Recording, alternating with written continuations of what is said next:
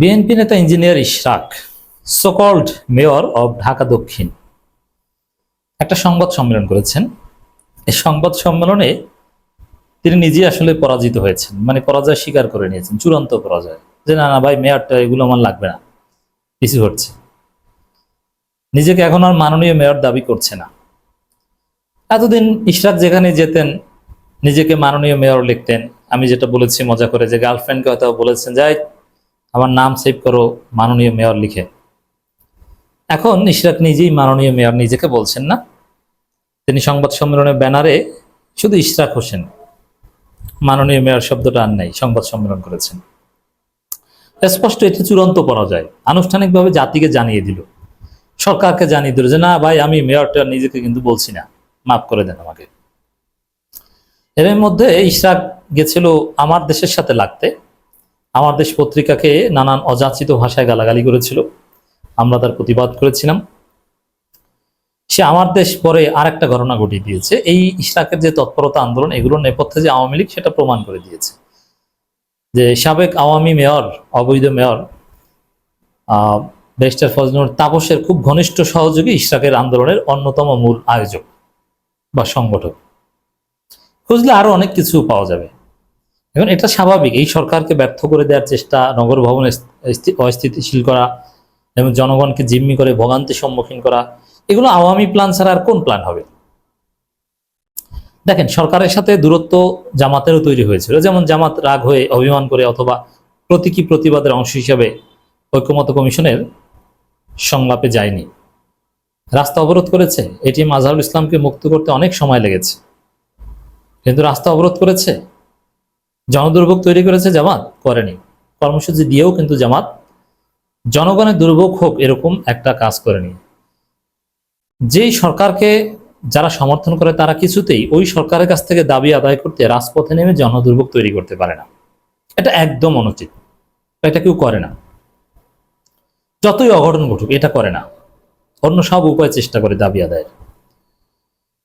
তো দর্শক, ইশরাক এই এতদিন যে 41-42 দিন যে কাণ্ড ঘটিয়েছেন, কোনো না কোনোভাবে আওয়ামী ইন্ধন এখানে ছিল বা আওয়ামী লীগের সম্পৃক্ততা ছিল, সেটা আমরা দেখতে পাচ্ছি। এবং আমরা এটাও শুনেছি যে ওখানে যারা আন্দোলন করে তারা বসে বসে গাঁজা খায়, ইয়াবা খায়, সেই ইয়াবা গাঁজার ভাগাভাগি নিয়ে নাকি মারামারিও করে।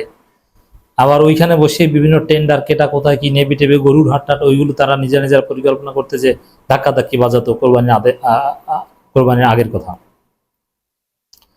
তা আমার দেশের সাথে লাগতে যে ইশরাকের আন্দোলনের সাথে আওয়ামী লীগ আছে, এটা প্রমাণিত হয়ে গিয়েছে। এখন ইশরাককে মানুষ, ইশরাক পিছু হটেও এখন বাঁচতে পারছে না, খুব কঠিন পরিস্থিতিতে পড়ছে ইশরাক। আন্দোলন এমনি গুটিয়ে নিয়েছে, তালা খুলে দিয়েছে, বাধ্য হয়েছে, নাকে খত দিয়ে বাধ্য হয়েছে। কিন্তু তারপরও জনগণের যে ঘৃণা এবং ক্ষোভ, এটা হয়তো বা কয়েক সপ্তাহ পর কিছুটা তিনি স্বাভাবিক অবস্থায় যেতে পারতেন। কিন্তু আমার দেশ যেভাবে ধরেছে, যেভাবে প্রমাণ করে দিয়েছে যে ব্যারিস্টার ফজলুর তাপসের লোক, ইশরাকের আন্দোলনের অন্যতম সমন্বয়ক, এখন ইশরাকের মান সম্মান কোথায় যাবে? ইশরাককে ভোট দিবে মানুষ? ইশরাককে অবশ্য পিছু হটিয়েছে, নগর ভবন থেকে সরকার দূরে সরাতে পেরেছে, তালা খোলাতে পেরেছে নির্বাচনের ভয় দেখে। কারণ নির্বাচনকে ভয় পায়, নির্বাচন শব্দটা বলেছে আর দূর, আর মাননীয় মেয়র নিজেকে দাবি করে না। উপদেষ্টা আসিফকে ক্ষমা চাইতে বলেন ইশরাক। এতদিন বলতেন আসিফের পদত্যাগ করতে হবে। মূর্খ উপদেষ্টা, পদত্যাগ করতেই হবে। রুহুল কবির রিজভী সংবাদ সম্মেলন করে বলে, সালাউদ্দিন বলে, কে আসিফ মাহমুদ, মাহফুজ আলম আর ডক্টর খলিলুর রহমান। ডক্টর খলিলুর রহমানের পদত্যাগের দাবিতে বিএনপি আনুষ্ঠানিক সংবাদ সম্মেলন করেছিল। এখন কোথায় গেল আপনাদের পদত্যাগ? লন্ডন বৈঠকের পর তো একবারও পদত্যাগের কথা বললেন না খলিলুর রহমানের। দেখেন বিএনপি যে ধান্দাবাজ, প্রমাণটা দেখেন। খলিলুর রহমানের পদত্যাগ দাবি গেল কি জন্য? খলিলুর রহমান নাকি বাংলাদেশ বিক্রি করে দিচ্ছে, চট্টগ্রাম বন্দর দিয়ে দিচ্ছে, মানবিক করিডোর দিচ্ছে, অমুক তমুক ইত্যাদি ইত্যাদি। কিন্তু লন্ডন বৈঠকের পর আর মানবিক করিডোর শব্দটা উচ্চারণ হয় না, চট্টগ্রাম বন্দর নিয়েও কোনো কথা হয় না। খলিলুর রহমানের পদত্যাগও চায় না। এবং এই নির্বাচনে ভয় দেখানোর পর ইশরাক আর উপদেষ্টা আসিফ মাহমুদের পদত্যাগ চায় না, এখন বলে ক্ষমা চাইলেই হবে। তবে দর্শক, বিএনপি কতটা পিছু হটেছে ক্লিয়ার, চূড়ান্ত পরাজয় এটা। মাননীয় মেয়র এটা দাবি করার সাহস তো পেলেন না, আবার ক্ষমা চাইতে মানে পদত্যাগের দাবিটা করতে পারলেন না, সেখান থেকেও সরে এসে এখন জাস্ট ক্ষমা চাইতে। আর 2 দিন পরে বললেন যে ক্ষমা না চাইলেও হবে, আমাকে একটা ফোন দিলেই খুশি, ফোন দিয়ে সালাম দিলেই ওয়ালাইকুম সালাম ভাই, শেষ, ঘটনা শেষ। তো এটাই চূড়ান্ত পরাজয় দর্শক। তো ইশরাক তার রাজনৈতিক জীবনে সবচেয়ে বড় ধরাটা খেয়েছেন এখানে। অবশ্যই তারেক রহমানের বুদ্ধিতে আন্দোলন করেছেন, আওয়ামী লীগের লোকজন নিয়ে আন্দোলন করেছেন, কিন্তু এটা কঠিন ধরা খেলেন। ঢাকা দক্ষিণ সিটি কর্পোরেশনের ভোটারদের স্বতঃস্ফূর্ত আন্দোলনকে ঘিরে, স্থানীয় ভোটারদের আন্দোলন না, ওটা বিএনপির একটা গ্রুপের আন্দোলন। আন্দোলন ঘিরে স্থানীয় সরকার উপদেষ্টা আসিফ মাহমুদ সজীব ভুইয়ার আপত্তিকর মন্তব্য করায় তাকে নগরবাসীর কাছে ক্ষমা চাইতে হবে বলে মন্তব্য করেছেন বিএনপি নেতা ইশরাক। এক জরুরি সংবাদ সম্মেলনে তিনি কথা বলেন। কেন ভাই পদত্যাগটা চাইতেন, কেন চাচ্ছেন না? নাকে খত দিয়েছেন? সংবাদ সম্মেলনে ইশরাক বলেন, একটি বেসরকারি টেলিভিশন চ্যানেলে দেওয়া সাক্ষাৎকারে স্থানীয় সরকার উপদেষ্টা আসিফ মাহমুদ বেশ কয়েকটি আপত্তিকর কথা বলেছেন। উপদেষ্টা আসিফ বলেছেন, বিএনপির এক নেতার ইন্ধনে ইশরাকের আন্দোলন হয়েছে। উপদেষ্টার এই বক্তব্যের মধ্য দিয়ে ঢাকার হাজার হাজার ভোটারদের চরম অপমান করা হয়েছে বলে। এটা কোনো অপমান, এই আন্দোলনটা হচ্ছে অপমান। এই আন্দোলনটা হচ্ছে একটা ফালতু আন্দোলন। এই আন্দোলন টাকা খেয়ে আন্দোলন করেছে আন্দোলনকারীরা, স্বতঃস্ফূর্তভাবে কেউ যায় না।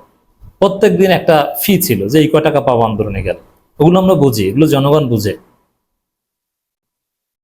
তিনি বলেন, দিনের পর দিন আন্দোলন করা ঢাকায় এই জনগোষ্ঠীকে একটি বাক্য উচ্চারণের মধ্য দিয়ে নাগরিক থেকে পশুর মর্যাদা নিয়ে যাওয়া হয়েছে। এটার জন্য তাকে অবশ্যই নাগরিকদের কাছে ক্ষমা চাইতে হবে।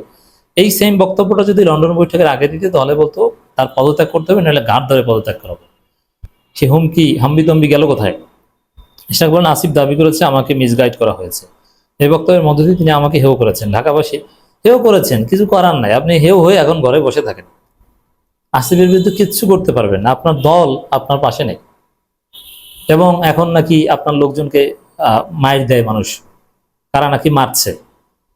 ওটা নিজেদের 2 গ্রুপের সংঘর্ষ, ঠিক আছে, বাইরে কেউ মেরে থাকলেও ওটা আপনাদের, এটা প্রমাণ করে যে আপনাদের এখন আর কেউ গুনে না, এখন মাইর খাওয়া শুরু করেছে।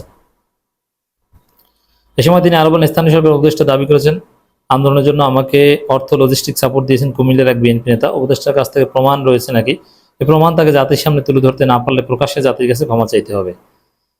আচ্ছা, প্রমাণ আমার দেশ ধীরে ধীরে দিবে। কোন কুমিল্লার বিএনপির কোন নেতার কাছ থেকে টাকা নিয়েছেন, লজিস্টিক সাপোর্ট নিয়েছেন, এবং